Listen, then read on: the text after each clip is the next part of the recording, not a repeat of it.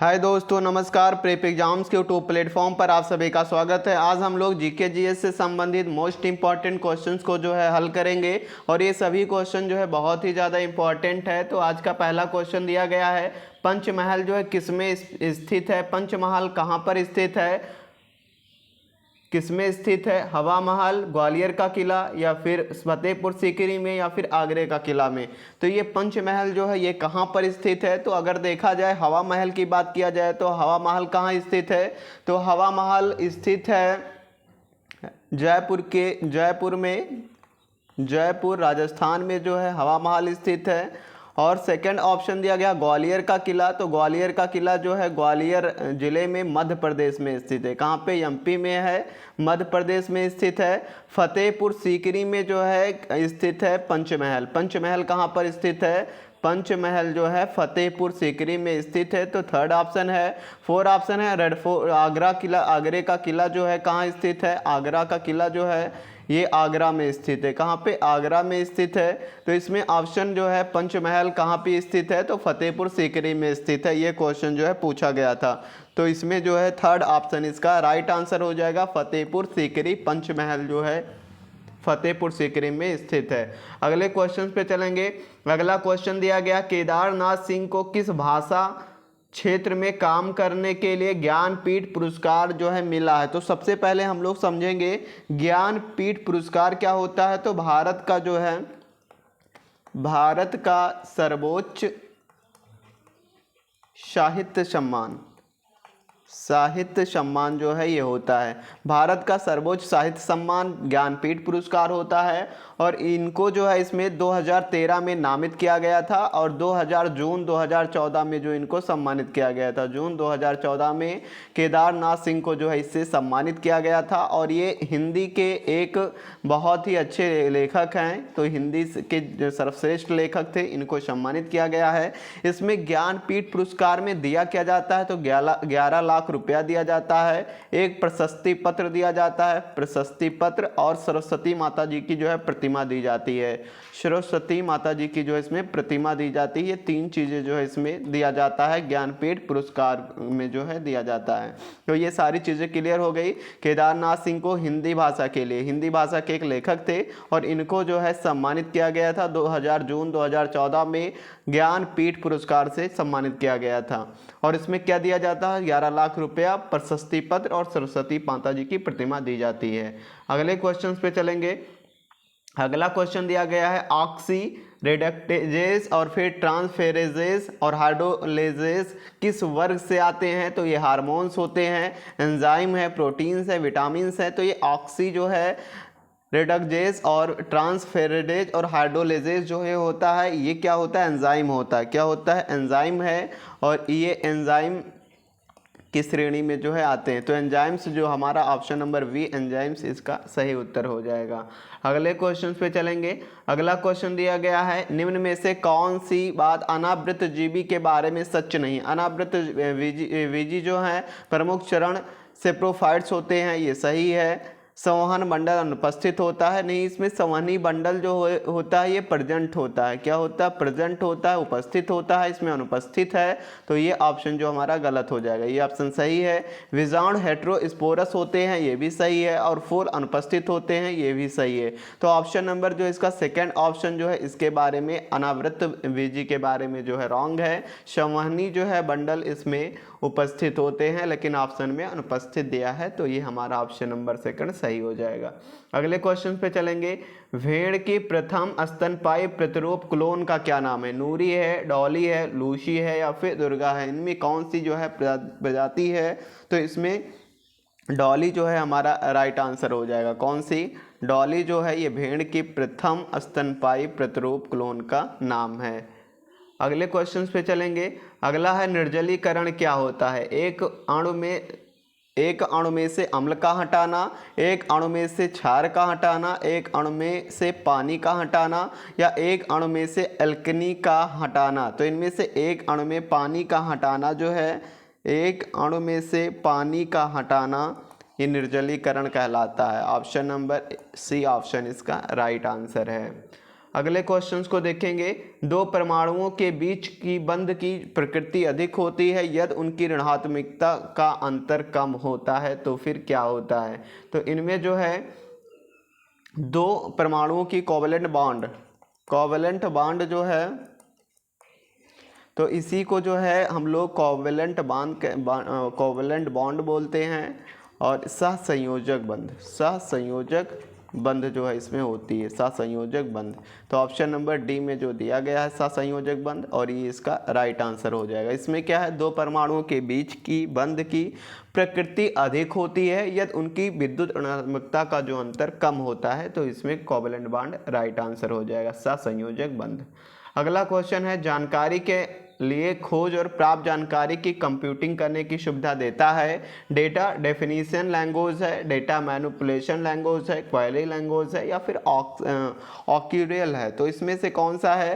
Query language जो है इसका सही उत्तर हो जाएगा। जान कंप्यूटिंग की सुविधा जो है क्वेरी लैंग्वेज देता है। कंप्यूटर से संबंधित जो है क्वेश्चन था। अगले क्वेश्चन पे चलेंगे। गराड़ी का लोक नृत्य किस राज्य से मिजोरम से, पुडुचेरी से, गुजरात से, या फिर राजस्थान से? तो ये जो है पांडुचेरी से जो है संबंधित था। गराड़ी जो है एक लोक नृत्य है। क्या है? गराड़ी एक लोक नृत्य है। ये लोक नृत्य जो है पांडुचेरी से संबंधित है। बाकी भारतनाट्यम जो है ये बहुत बार पूछा जाता है। तो भारतनाट्यम किस राज्य से संबंधित है? तो तमिलनाडु से संबंधित है। कहाँ से? तमिलनाडु से संबंधित है। ये जो है कई बार पूछा गया। उत्तर प्रदेश की बात किया जाए, उत्तर प्रदेश से क्या संबंधित है?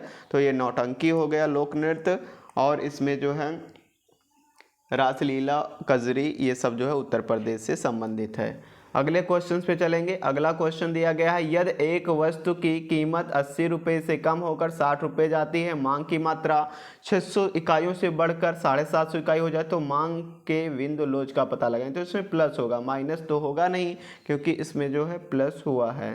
600 से इकाई से बढ़कर 750 हुआ है। अगले क्वेश्चन पे चलेंगे। निम्नलिखित में से कौन सा उपाय एक राष्ट्र की संपत्ति में जो है वृद्धि नहीं करेगा?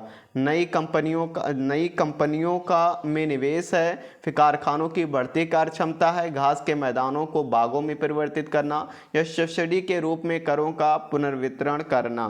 तो इसमें जो है सब्सिडी के रूप में करों का पुनर्वितरण करना जो है, इसमें उपाय का एक राष्ट्र की संपत्ति में वृद्धि नहीं करेगा। बाकी ये भी वृद्धि करेगा, ये भी करेगा, ये भी, लेकिन लास्ट वाला जो है इसमें नहीं करेगा। तो ऑप्शन नंबर डी इसका राइट आंसर हो जाएगा, क्योंकि एक राष्ट्र की संपत्ति में वृद्धि, नई कंपनियां लगेंगी तब भी होगा, अगर कारखाने फैक्ट्री की कार्य क्षमता बढ़ेगी तब भी होगा, घास के मैदानों को अगर बाग में परिवर्तित करेंगे तब भी इसमें जो है होगा राष्ट्र की वृद्धि।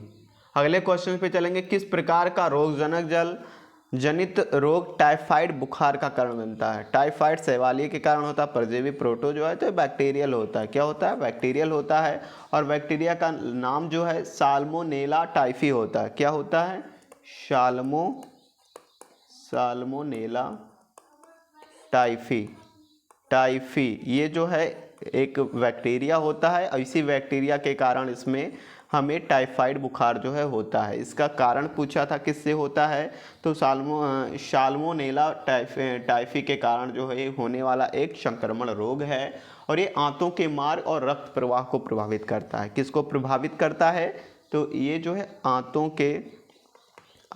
के मार्ग और रक्त प्रवाह को जो है प्रभावित करता है। अगले क्वेश्चन पे चलेंगे। अगला क्वेश्चन दिया, भारत में वृक्ष आच्छादन में वृद्धि से संबंधित जो है पहल का नाम क्या है? मनरेगा है, ग्रीन इंडिया मिशन है, या फिर ट्री रिवोल्यूशन है, क्लीन इंडिया है? तो ग्रीन इंडिया मिशन है। कौन सा? ग्रीन इंडिया मिशन जो है वृक्ष आच्छादन में वृद्धि, यानी पेड़ पौधों की पहल को, सबसे ज़्यादा पेड़ पौधे लगाना, ये ग्रीन इंडिया एक मिशन था सरकार की, और ये जो है इसी की एक पहल है।